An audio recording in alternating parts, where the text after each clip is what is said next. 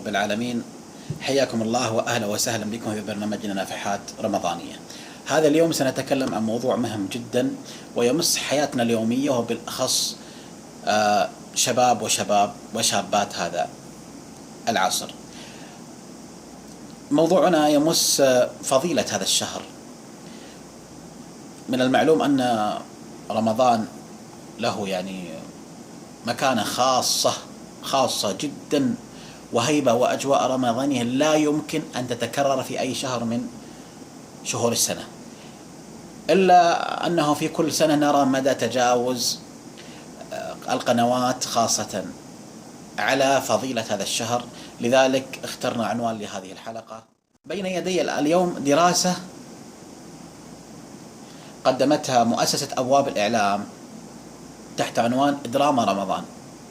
طبعا هذه الدراسة أجريت عام 1433، ليست 34 وليست 35 بل 34، دراسة قديمة، فما بالك بالوضع الآن.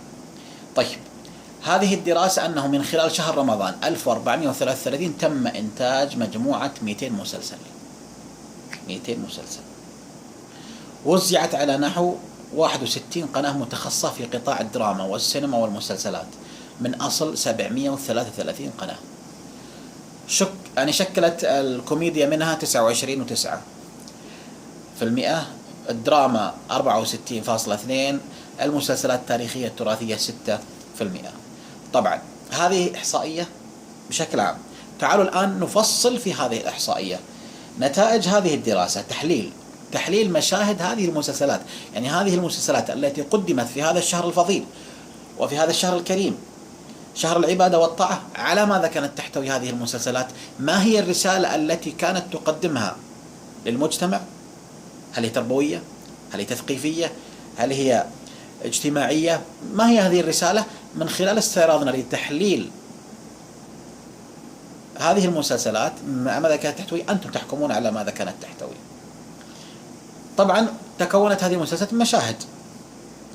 فالدراسة قالت التدخين بأنواعه بلغت مشاهده بعدد 356، تعاطي المخدرات 33 مشهد، تناول الكحول 111 مشهد، التعري والملابس 1536 مشهد، التعبيرات الجنسية اللفظية 270 مشهد، التعبيرات الجنسية المحسوسة يعني عناق أو قبل 428 مشهد، التحرش الجنسي 54، في حين بلغت السرقة 22 مشهد.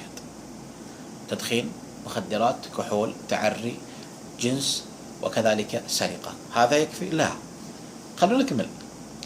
مشاهد القتل ومحاولة القتل 77 مشهد، مشاهد العراك بالأيدي أو بالأسلحة 145 مشهد، التنافس بين الرجال من أجل أنثى أو بين الإناث من أجل رجل 31 مشهد، مشاهد الألفاظ النابية بلغت 473 مشهد، مشاهد الاحتيال والنصب 153 مشهد، 49 مشهد كفر وإلحاد وتجاوزت على الدين، 53 مشهد على النقاب والاستهزاء باللحية والمظاهر الدينية، المشاهد التي تناولت هدم العلاقة بين الأب والأبناء 63 مشهد، إجمالي المشاهد التي تناولت التعدي لفظيا أو بالأيدي على الأب أو الأم من قبل الأبناء بلغ 46 مشهد.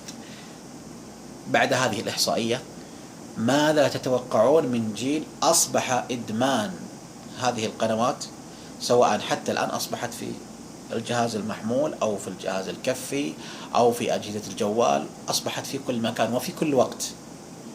ماذا ننتظر من هذا الجيل الذي أصبح للأسف في تضاد في الرسالة؟ المؤسسات التعليمية تقدم التربية والتعليم والحث على الأمن والسلام والحب والأخلاق العالية، بينما نجد أن هذا الإعلام يهدم الجيل بشكل كامل. فما هذه إلا حرب موجهة. نسأل الله سبحانه وتعالى أن يرفق بنا وأن يحمينا وأن يحفظ شباب المسلمين وشابات المسلمين، والأمر بين أيديكم وأنتم تختارون لأنفسكم ولأبنائكم. والسلام عليكم ورحمة الله وبركاته.